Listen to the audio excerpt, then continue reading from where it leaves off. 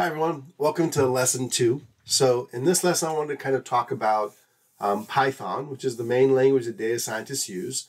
It was developed to be a more simplistic and grammatically consistent language. And what I mean by that is that when you read it out loud, it sounds like it does what it does.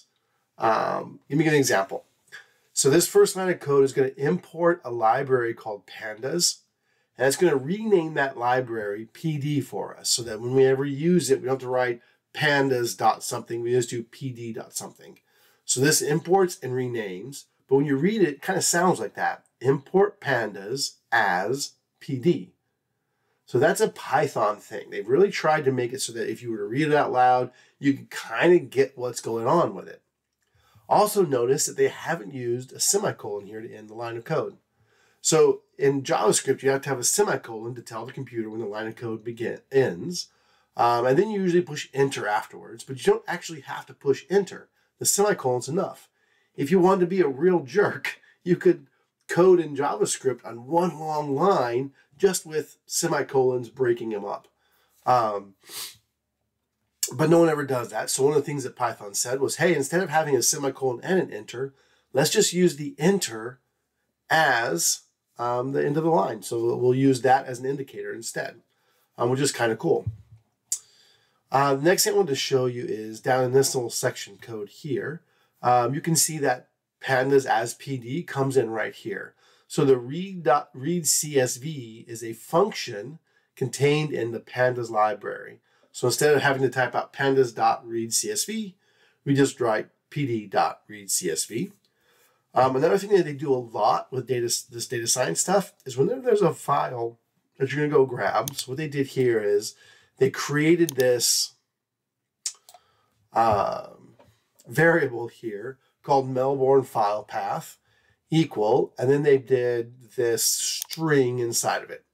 And notice they use a single quotation mark here. You could have used double quotation marks. They are interchangeable just like they are in JavaScript. But basically what they're doing is they're taking this string, which is the location of the data that we're going to use, all the houses that we're going to use. And if you're not familiar with this, the dot means start wherever the file you're in right now is currently sitting. Start in that folder. And then in that folder, you'll find a folder called input. And in the input folder, you'll find a folder called Melbourne Housing Snapshot. Go into that folder. And then grab the file called melbdata.csv, and that's the file path. The location of our data is in that file.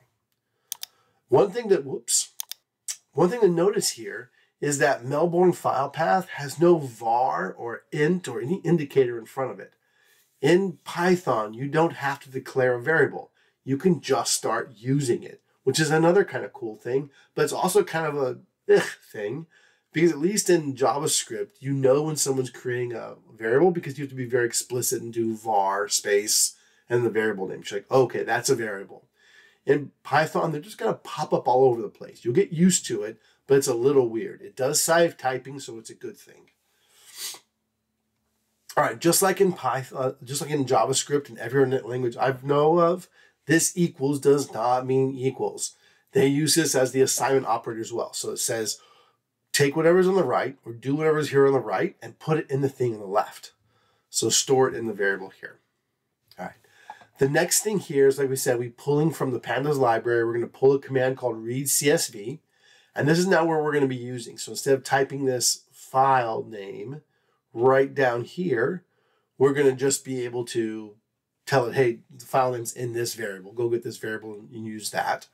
And we're going to store all of this. So once it does this read command, so it's a series of things it does to read a CSV. So a CSV is a common way of storing like data from like a spreadsheet. It stands for comma separated values, which means it just saves every value in the table with a comma in between each value.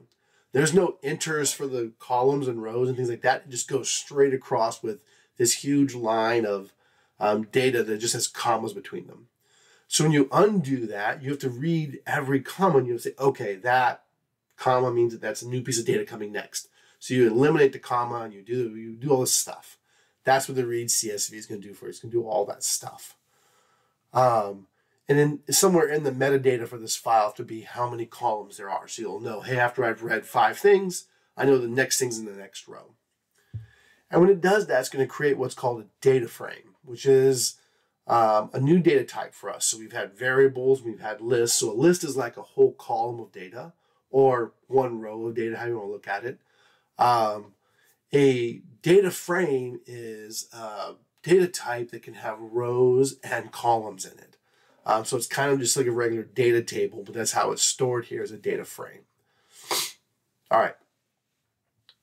This next line of code is just to get a description of the data so you kind of figure what's going on. It prints this out every time. So what it's done is it's gone and looked at the data set we gave it, which is that Melbourne file path data. And these are the columns that are in that data. So that data contains rooms, price, distance, postcode, bed 2, bed, bathroom, car, land size, building area, year built, latitude, longitude, property count. And so when it goes and gets all the data and it looks at what the headings are, and then it does a count of them all and does these like 7 or 8 things as a standard part of the describe function. Sometimes those things are meaningful, sometimes they're not. For example, taking the mean, the average of all the postal codes.